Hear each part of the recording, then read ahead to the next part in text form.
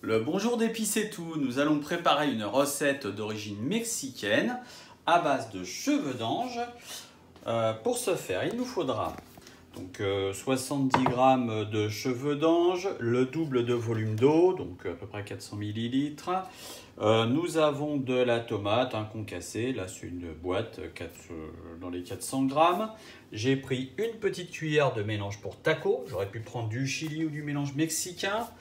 Là c'est une préparation que je fais donc pour faire des bouillons de volaille. Vous pouvez prendre un petit cube de bouillon de volaille si vous n'avez rien d'autre. Sinon nous avons une petite vidéo pour les préparer en glaçons. Une bonne cuillère à soupe d'huile d'olive. Au petit passage, un merci pour nos clients qui ont eu la gentillesse de nous envoyer une huile d'olive faite maison, s'il vous plaît. Donc, pour ne pas les nommer, Jean-Marie et Aude. De la feta et d'un avocat que je découperai plus tard. Pour démarrer, on va mettre l'huile d'olive à chauffer et faire revenir quelques minutes les cheveux d'ange dans l'huile. En remuant, voilà, dès que c'est chaud, je rajoute mes cheveux. L'huile est chaude, je rajoute mes cheveux d'ange et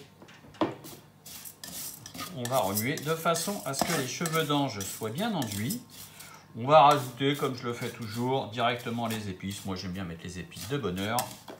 Ça parfume à fond, hop, et donc on remue ça gentiment. Alors pendant ce temps-là, je vais préparer mon bouillon de volaille. Je mets mes 400 ml d'eau, mon cube pour le bouillon de volaille et je vais porter à ébullition. Je n'aurai plus qu'à les remettre après sur mes pâtes. Alors ça y est, évidemment c'est chaud, ça n'a pas traîné. Hop, je mets ça sur mes pâtes. Voilà, voilà. On va remuer un petit peu.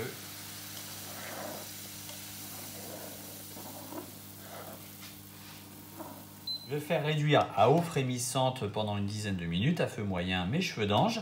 Pendant ce temps-là, je vais faire chauffer la sauce tomate, donc assez rapidement, voilà, pour pouvoir l'intégrer dans ma préparation. Ça y est, j'ai la sauce tomate qui commence à blobloter. Là, ça a pris 2-3 minutes, hein, c'est très rapide.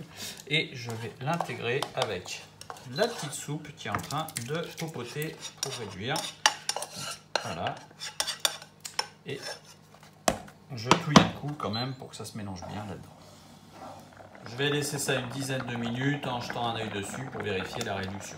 Pendant ce temps-là, je vais couper en petits morceaux ma feta qu'il suffira de répandre sur le plat de pâtes une fois qu'il sera prêt. Je vais faire pareil avec les morceaux d'avocat. Tout va être mis directement dessus. Voilà, on a quelque chose qui va commencer là bien réduire. Donc là, on voit bien les pâtes qui affleurent. Je remue avec donc ma petite touillette. Là, ça fait entre 5-6 minutes que ça cuit. Je vais laisser encore 5 minutes. Vous pouvez réduire légèrement le feu pour éviter les projections de tomates.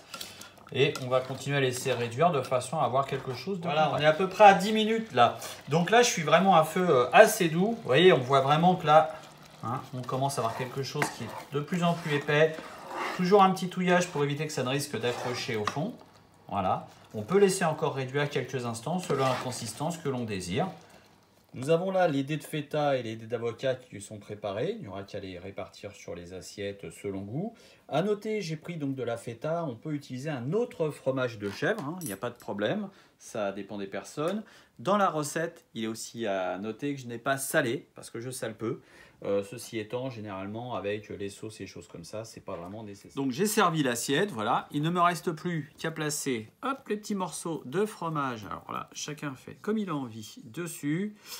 Pareil pour l'avocat, les petits dés d'avocat, on peut les mettre soit à côté, comme ça, soit directement dessus. Voilà, bon appétit. Le petit bichon est déjà prêt à passer à table apparemment.